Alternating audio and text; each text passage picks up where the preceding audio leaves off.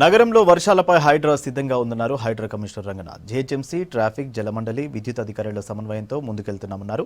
లోతట్టు ప్రాంతాల్లో సహాయక చర్యల కోసం బోట్స్ సహా అన్ని ఎక్విప్మెంట్స్ సిద్ధంగా ఉంచామన్నారు.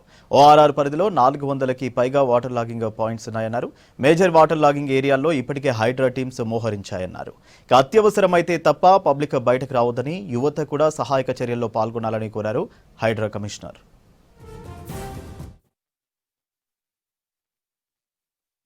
30 పైన మనకి వాటర్ లాగింగ్ ఏరియాస్ ఉన్నాయి. బట్ దీంట్లో ప్రధానంగా మనం చూస్తే కనుక హైదరాబాద్ కోర్ సిటీలో 141 దాకా ఉన్నాయి.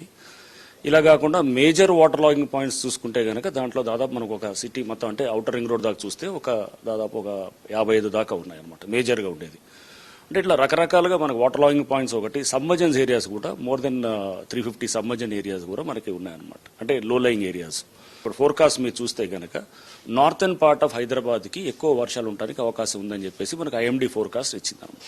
సో నార్థన్ పార్ట్ అంటే మన మేడ్చల్ మల్కాజ్గిరి జిల్లాలో ఉన్నటువంటి మేడ్చల్ ప్రాంతం, లేకపోతే పైన ఉన్నటువంటి మనకి సైబరాబాద్ ప్రాంతం, ఈ అన్నింటిలో కూడా ఎక్కువ అవకాశం ఉందని చెప్పి ఇచ్చారనమాట. సో దీన్ని ఈ అప్డేట్స్ని తీసుకుంటూ మేము కూడా గ్రౌండ్ లెవెల్లో అందరం అన్ని డిపార్ట్మెంట్స్ కూడా అంటే నిన్న ముఖ్యమంత్రి గారు కూడా మా అందరికీ అంటే వీడియో కాన్ఫరెన్స్ ద్వారా అందరికీ కూడా ఆదేశాలు ఇవ్వటం కూడా జరిగింది. అందరూ సమన్వయంతో చేయాలనే దాన్ని నిరంతరంగా ఉండాలి, ఒకళ్ళొకళ్ళు కోఆర్డినేట్ చేసుకోవాలనే దాని విషయంలో కూడా ట్రాఫిక్ పోలీసు, జిహెచ్ఎంసీ, అట్లనే ఎలక్ట్రిసిటీ ఎస్పీడీసీఎల్ వాళ్ళు, మేము ఇట్లా అన్ని ఇంకా ఈవెన్ వాటర్ బోర్డు వాళ్ళు అందరం కూడా సమన్వయంతో ఉంటూ మేము వర్క్ చేస్తున్నాం కూడా.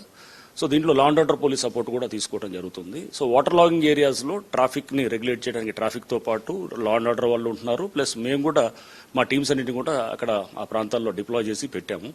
సో దీనికి అందుకోసం ఏంటంటే వెహికులర్ మూవ్మెంట్ కూడా మనం అప్రమత్తంగా ఉండాలి. అంతా గవర్నమెంట్ సంస్థలే కాకుండా ప్రజల నుంచి కూడా మనం కొంత డ్రిల్ అనేది లాంటిది కూడా ఉండాలన్నమాట. సో ఇప్పుడు ఆల్రెడీ అలర్ట్స్ ఇచ్చారు.